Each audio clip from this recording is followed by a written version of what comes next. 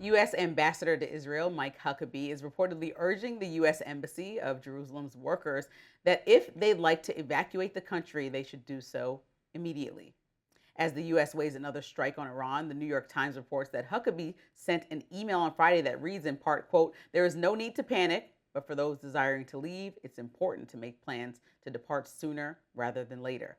Huckabee added, quote, "Focus on getting a seat to any place from which you can then continue travel to DC. But the first priority will be getting expeditiously out of country." Of course, Israel could be a target if Iran were to respond to a U.S. strike. Meanwhile, Vice President J.D. Vance is trying to ease any concerns that strikes on Iran would lead to another long war in the Middle East. In an interview with the Washington Post, Vance told the outlet that everyone prefers diplomacy, but that it all depends on Iran. He added, quote, "I do think we have to avoid repeating the mistakes of the past. I also think that we have to avoid overlearning the lessons of the past.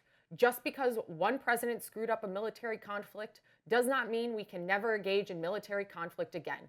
We've got to be careful about it, but I think the president is being careful." The U.S. and Iran held talks in Geneva over Tehran's nuclear program on Thursday, but the two sides walked away without a deal. The AP reports that before those talks ended, Iranian state media said that Tehran was determined to continue enriching uranium. The country of Oman mediated the talks between the two, and the country's foreign minister said that, quote, "significant progress was made." So I think the stakes are just getting heightened each day, right? And I know that most of the country does not want to get involved in a foreign conflict. I think Geneva seemed like it's the last chance at diplomacy because we're seeing, positionings change, conversations and emails that are coming out that should really raise alarm and red flags. And I feel like we're at a strategic fork in the road where we really have to unpack and step back and say, why exactly? Like, explain to the American people we are getting involved in this. Because I understand that Israel is our ally, but are we certainly doing that because we think that's the best thing for the country in our allyship? Or are we overly protecting Israel in a situation that's not even dire? Because I don't think Iran was even close to nuclear capabilities. I mean, we bombed their No. facilities and they have they're starting back at zero at this point. But that's not to say at the time when the facilities were bombed that they weren't close to nuclear proliferation.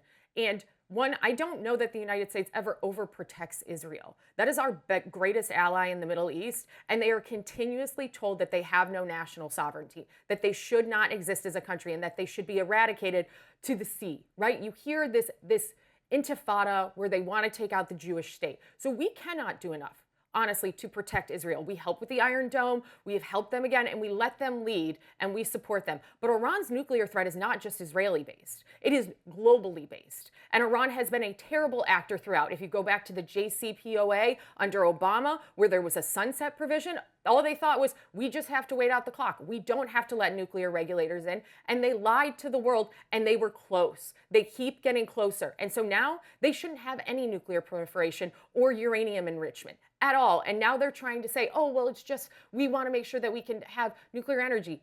Bull. Absolute bull. No one should believe Iran for a second. And the fact that talks continue is Iran kicking the can down the road. And so for President Trump, I call him the FAFO, the F around and find out president. He has shown Iran that we are not afraid to strike within your country. Israel provided the air support for us to be able to do that previously. We have a big military movement there. There will be a difference between, I believe, a strike on Iran and actual boots on the ground military involvement, and that will be a differentiation. I don't think President Trump will cross that line. I think that before he crosses any line, he needs to speak to Congress. He cannot bypass them in this instance. We've had too many instances just in the last year alone where he decided that Congress doesn't need to be involved, whether we talk about Venezuela and recategorizing that as counterterrorism or counter narcotics instead of counterterrorism, which would go through Congress. He's done a lot of different things like that. And I think that we need to make sure that we at least have Congress involved to have the conversation, because we saw what happened in the Middle East historically. And I know we can't base everything off history, but most of America who believed in his America First promise that he guaranteed to the country on the campaign trail doesn't want to get another war or conflict in the Middle East. Well, for that, all you have to say is that unless Democrats like Barack Obama and Joe Biden, who all of their own accord make military strikes and incursions in a similar fashion to President Trump, unless we were all saying at that time that they need to be dragged in front of Congress to be able to do this, I don't want to hear about President Trump. He's not putting boots on the ground. We are not starting a full-out war.